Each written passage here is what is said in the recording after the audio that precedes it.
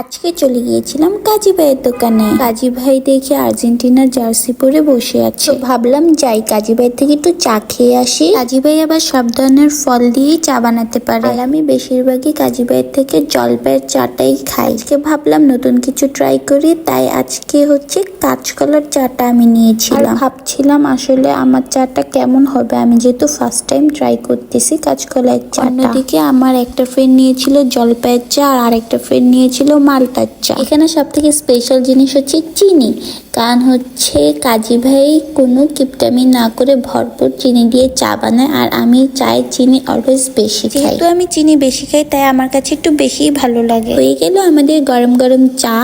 তো আমি বলবো আমার কাঁচকলার চাটা যেহেতু আমি ফার্স্ট টাইম ট্রাই করতেছি, তো অ্যাকচুয়ালি কাঁচকলার চাটা অনেক মজা ছিল, যেটা আমি ভাবিনি আসলেই মজা হবে। এছাড়া মামার সব চাই মজা, বাট কাঁচকলার চাটা ফার্স্ট টাইম তো না, আমি বলবো আসলে অনেক ভালো হয়েছিল। বলবো নতুন ধরনের চা ট্রাই করতে চাইলে অবশ্যই কাজী ভাইয়ের কাছে দৌড় দিবা। ওকে, বাই বাই।